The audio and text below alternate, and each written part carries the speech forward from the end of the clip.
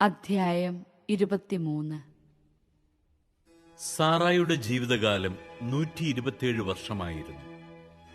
കാനാനിലുള്ള Hebron എന്നറിയപ്പെടുന്ന കിരിയാത്ത് അർബായിൽ വെച്ച് അവൾ മരിച്ചു. അബ്രാഹാം സാറായെപ്പറ്റി വിലപിച്ചു. മരിച്ചവളുടെ അടുക്കൽ നിന്ന് എഴുന്നേറ്റ് ചെന്ന് അവൻ ഹിത്യരോട് പറഞ്ഞു, ഞാൻ നിങ്ങളുടെ ഇടയിൽ വന്ന് പാർക്കുന്ന ഒരു വിദേശിയാണ്. മരിച്ചവളെ സംസ്കരിക്കാൻ എനിക്കൊരു ശ്മശാന സ്ഥലം തരിക. ഹിത്യർ അവനോട് പറഞ്ഞു, പ്രഭു, കേട്ടാലും അങ്ങ് ഞങ്ങളുടെ ഇടയിലെ ശക്തനായ പ്രഭുവാണ്. മരിച്ചവളെ ഞങ്ങളുടെ ഏറ്റവും നല്ല കല്ലറയിൽ അടക്കുക.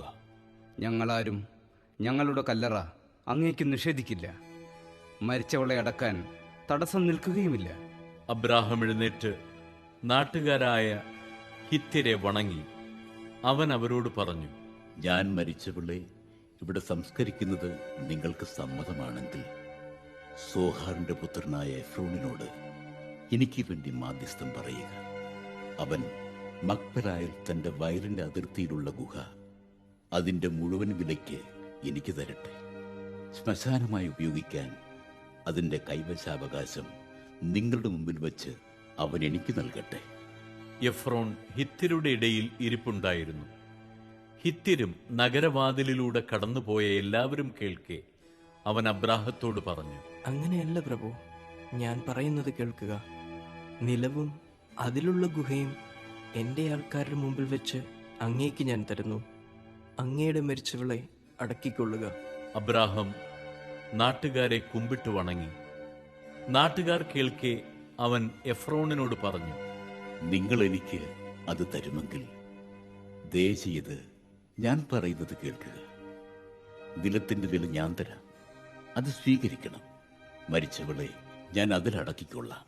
എഫ്രോൺ അബ്രാഹത്തോട് പറഞ്ഞു, പ്രഭു, എൻ്റെ സ്ഥലത്തിന് 400 ഷെക്കൽ വെള്ളിയേ വിലയുള്ളൂ. നാം തമ്മിലാവുമ്പോൾ അത് വലിയൊരു കാര്യമാണോ? അങ്ങയുടെ മരിച്ചവളെ സംസ്കരിച്ചു കൊള്ളുക.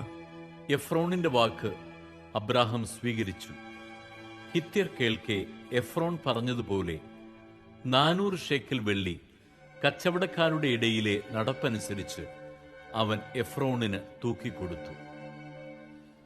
മാമ്രയ്ക്ക് കിഴക്കുവശത്ത് മക്പെലായിൽ എഫ്രോണിനുണ്ടായിരുന്ന നിലം അതിന്റെ 4 അതിർത്തികൾ വരെയും അതിലെ ഗുഹയും വൃക്ഷങ്ങളും സഹിതം ഹിത്യരുടെയും നഗരവാതിൽക്കൽ കൂടി കടന്നുപോയവരുടെയും മുമ്പാകെ വെച്ച് അബ്രാഹത്തിന് അവകാശമായി കിട്ടി.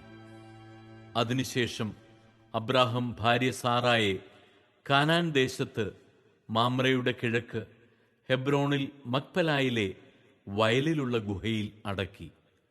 ആ നിലവും അതിലെ ഗുഹയും അബ്രാഹത്തിന് ഹിത്യരിൽ നിന്ന് ശ്മശാനഭൂമിയായി കൈവശം കിട്ടി.